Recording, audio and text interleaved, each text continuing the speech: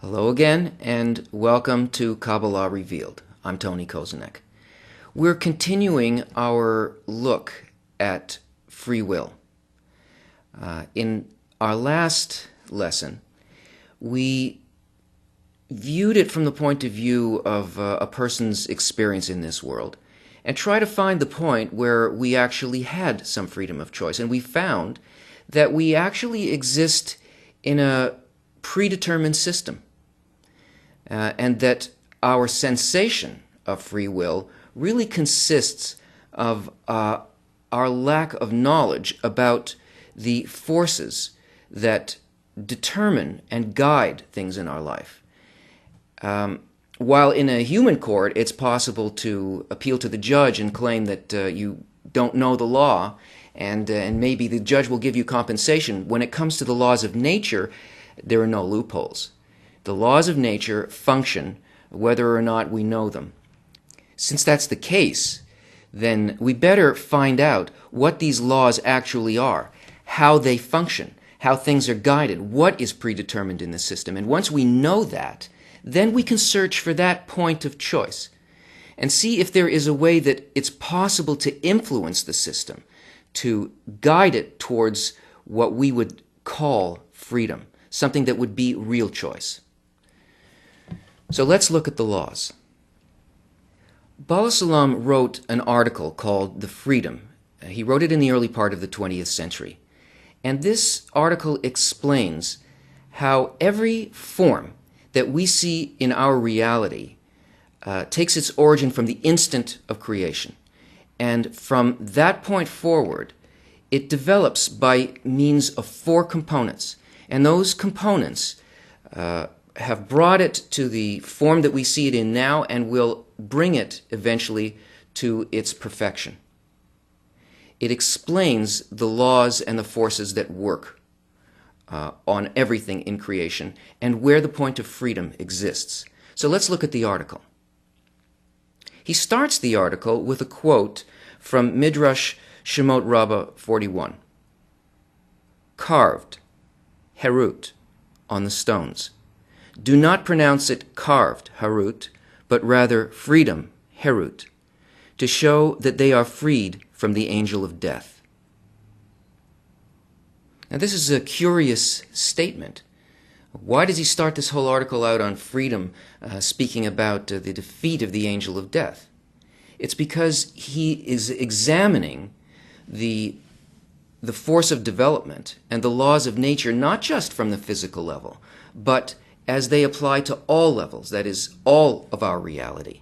And he is showing in this article that the same principles that work on the lower levels of nature also work on the higher levels of nature. And when we are connected to those and understand them from their source level, that we can begin to see what life and what death actually is.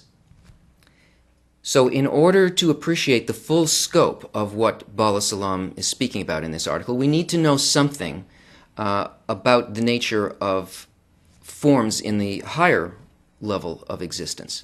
The Kabbalists tell us that all the generations that have existed in this world are really the same generation. That is, they are the same soul.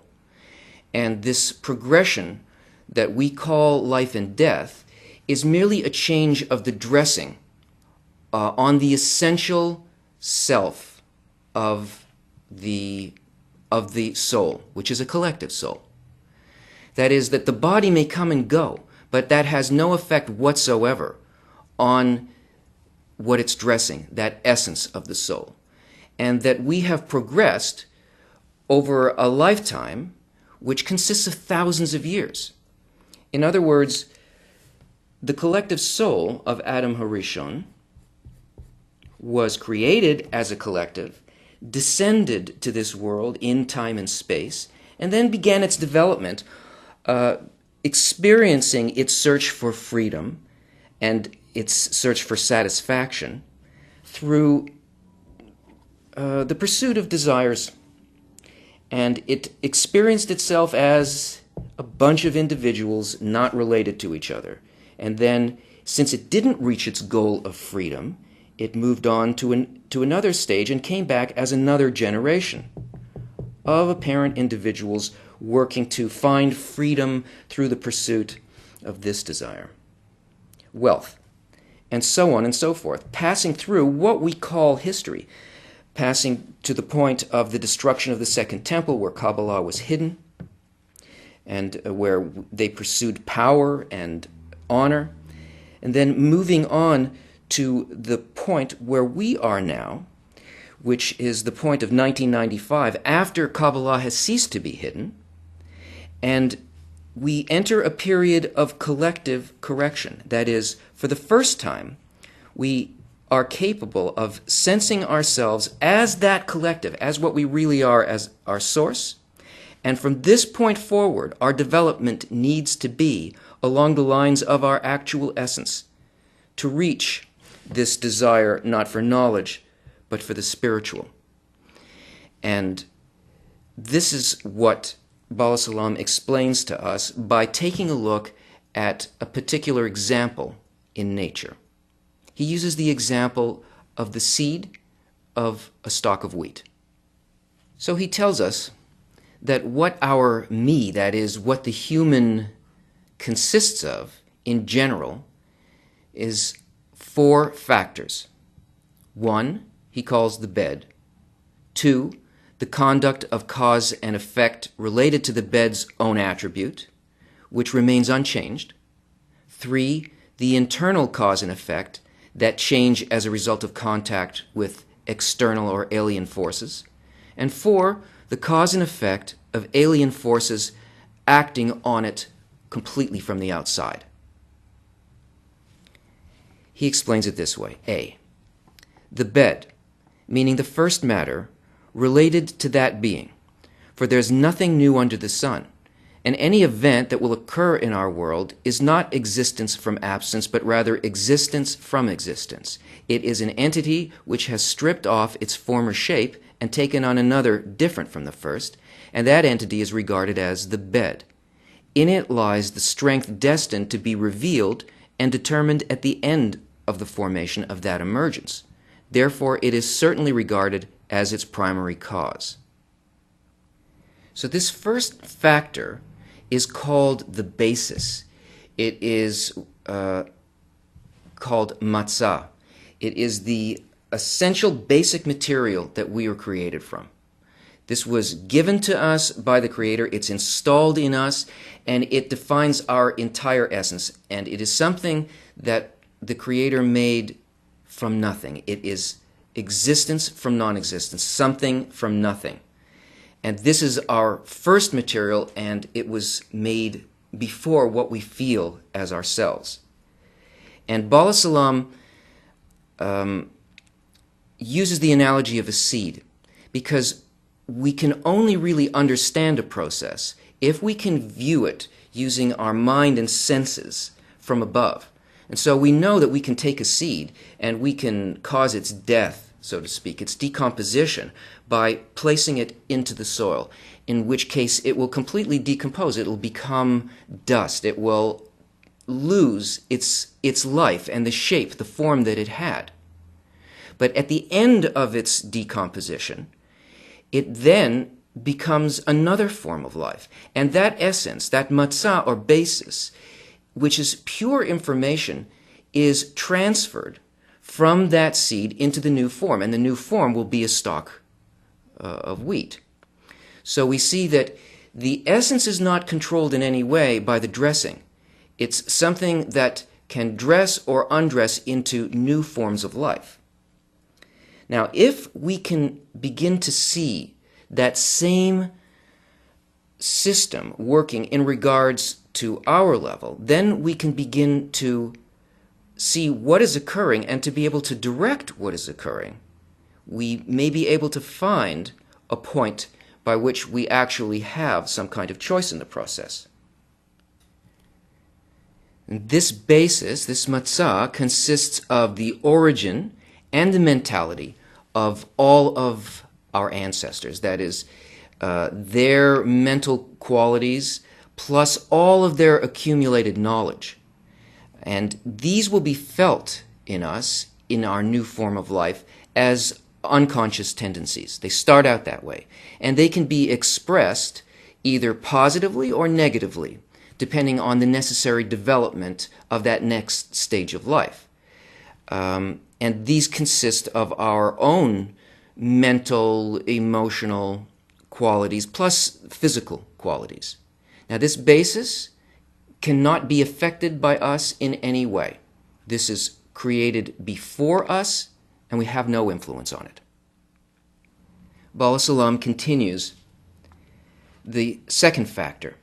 It is a conduct of cause and effect that is related to the bed's own attribute, which does not change. Take, for example, a stalk of wheat that rots in the ground, as a result of which many stalks of wheat grow. Thus, that rotten phase is deemed the bed, meaning that the essence of the wheat has stripped off its former shape, which is the shape of wheat, and taken on the shape of rotten wheat, which is the seed that we call the bed, which is now stripped of any shape. Now, after rotting in the ground, it has become worthy of dressing in another shape. That is the shape of many stalks of wheat destined to grow from that bed, which is the seed. And it's known to all that this bed is destined to become neither cereal nor oats, but it can only be compared to its former shape, which has now been stripped off it, being the single stalk of wheat. And although it changes to a certain degree, both in quality and quantity, for the former shape was just one stalk, and now there are 10 or 20 stalks, and in taste and appearance too, but the essence of the shape of the wheat remains unchanged. Thus there is a conduct of cause and effect ascribed to the bed's own attribute, which never changes. That cereal will never emerge from wheat, as we've said, and this is called the second factor. So how can we understand this? Here we have the first factor, the matzah, the essence of the creation or of the form. Inside of the matzah, we have those qualities that make up its essence, the ones that will continue to be incorporated into new forms of life. This is the first factor, the basis. This is number one. Around that is what he calls the second factor, or the conduct of cause and effect that is related to the bed's own attribute. Now, what that means is that there exists a program that is related only to the qualities within the essence of the basis. It's like a computer program, and it's aimed directly at those qualities within the essence, and the program is a program of development. So that this is actually part of the predetermined aspect of a form. This is also something that cannot be affected whatsoever. It is a fixed system, and it's designed to work precisely on the development of those qualities within the essence. And this is the second factor. And as the first one, We cannot influence these things. These are determined by the Creator. There is complete and total creation and management of these two levels. And this essence, through the effect of this program, will be brought through its full development, through time, space, and everything that it has to develop into its final perfection. The next two factors, the third and the fourth, are external to what we've just seen. They're external to the soul. And they pressure us by developing us in a way that we feel is against our will. Kabbalah Salam continues. The third factor, the inner cause and effect. It is the conduct of the inner cause and effect of the bed that change upon encountering the alien or external forces of its environment, meaning that we find that from one stalk of wheat which rots in the ground emerge many stalks, sometimes larger and better than was prior to the sowing. Therefore, there must be additional factors involved here that have collaborated with the concealed force from the environment, meaning the bed. And because of that, the additions in quality and quantity that were absent from the previous form of the wheat have now become apparent. Those are the minerals and the materials in the ground, the rain and the sun. All these operate on it by allocating from their forces and joining in with the force in the bed itself, that through cause and effect have produced the multiplication of quantity and quality in that emergence. We must understand that this third factor joins in with the internality of the bed because the hidden force in the bed controls them.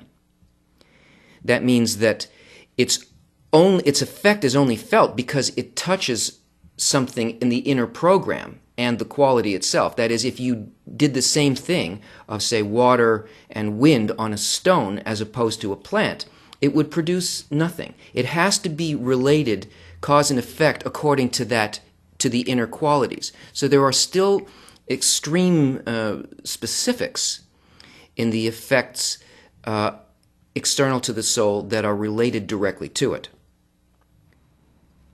That at long last these changes all belong to the wheat and to no other plant. Therefore we determine them as internal factors. However, they differ from the unchanging factor in every aspect, whereas the third factor makes changes in both quality and quantity.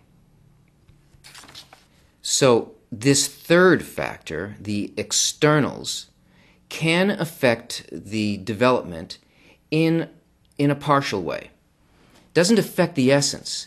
It just affects the quality, whether it will develop in a good or a bad way, according to things that surround it that influence the program of development. In other words, you could create an experiment in which you put a seed in the ground and two seeds.